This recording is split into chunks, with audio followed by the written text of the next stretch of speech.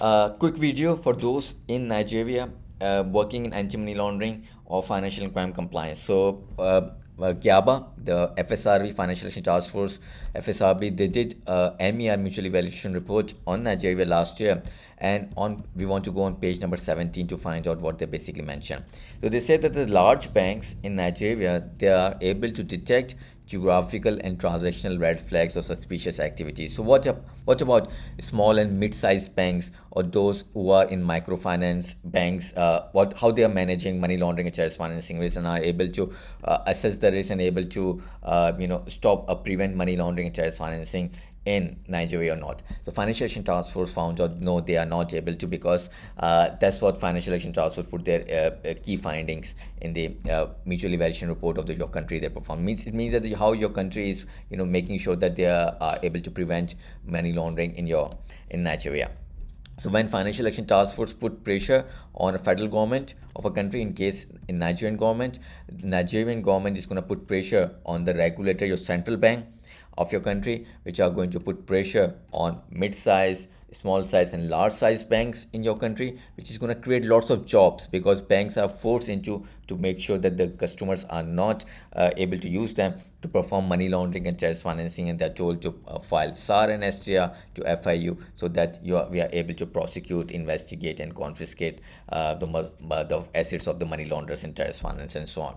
So we're going to be discussing that in our training sessions in a very detailed way, how Financial Action Task Force works and other international standards. So I just wanted to give you a view that how you can make a career after the MER that was released last year, and you can go through the issues that are in Nigeria. This MER, they have lots of issues in able to effectively implement their AML system. They are low effectiveness in the 11 immediate outcomes. Only two of them are moderate level, and we are seeing lots of non-compliance and partially compliance in Nigeria. When the MER mutual evaluation report was filed, this is, you can see that how many of them, 3 4 3 6 8 9 10 11 12 13 14 15 16 17 18 19. That's too many. So most probably there will be a follow-up report on Nigeria, which always results in, we have seen so many countries, Myanmar, Mongolia, Mauritius, Madagascar, Italy, Iceland, Hungary, who those countries who have been FURs, follow-up reports are done.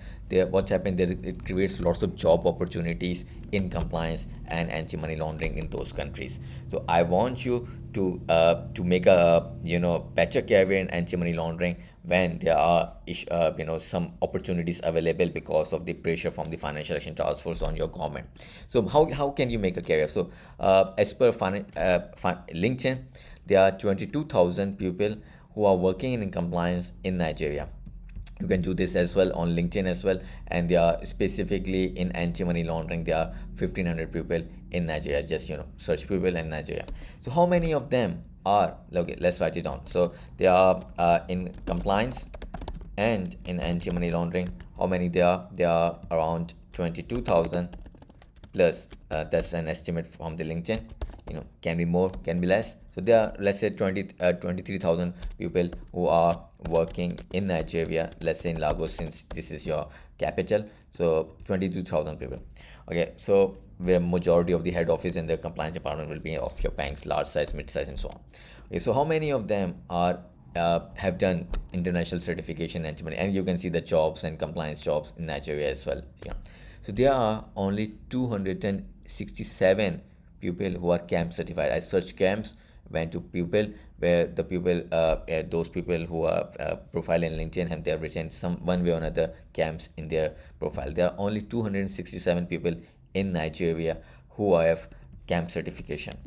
267 are CAMS certified. And if you want to check how many of them are graduates, means they are paying their fees, annual subscription fees in to ACAMS. There are only 67 people in Lagos in Nigeria who are paying their fees as per ACAMS graduate list. 67. So it means that there are overall 267 people who pass CAMS, and only 67 have active membership. So those 200 other people, they are not paying annual subscription fee and so on. So what is the percentage? That is 1% of the people who are involved in Nigeria in anti-money laundering and done CAMS. That's very few. Like your regulator expect the who are working in a compliance function, they need to be skillful and they need to be experienced as well, and they consider the regulator central banks those people who are experienced or certified to be the skillful staff. So if you want to be in the definition of skilled staff as per your regulator, skilled staff charge high salaries. So if you want to be in the definition of skilled staff, either you need to gain experience in anti-money laundering or you need to get certified, or not some random certification, and international certification. I've made lots of videos about it, like which certification you should go for. The CAMS one is the from CAMS from ACAMS is expensive and difficult to pass, and that's what you want to do because it's gonna create value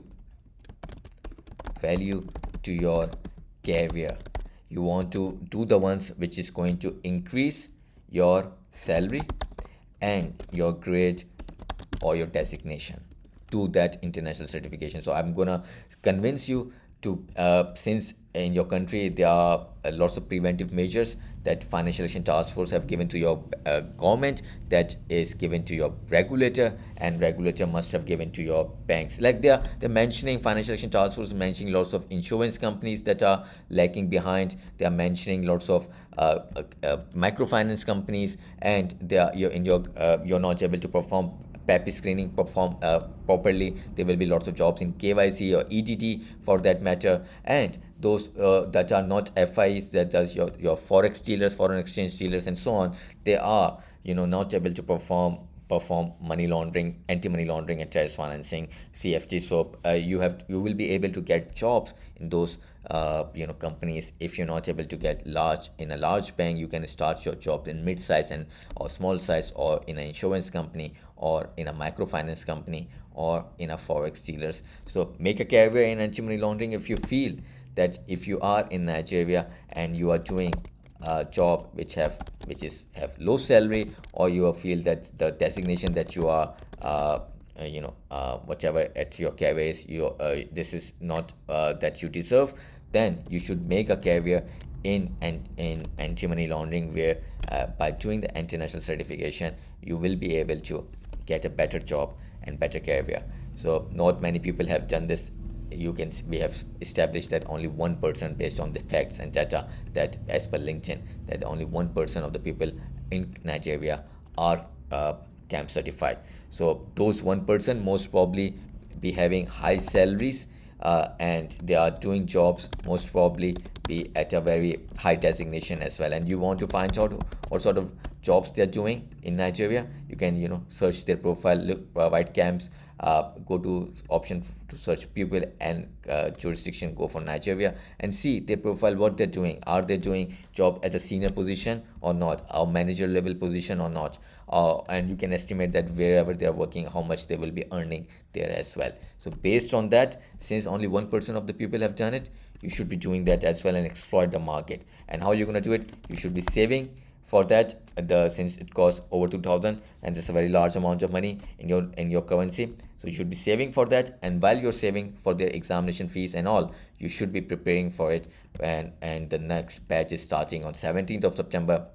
The timings in Nigeria is from 3 p.m. to 7 p.m. It's actually is 4 hours training session. So from 3 p.m. to 7 p.m. and it's Saturday and Sunday.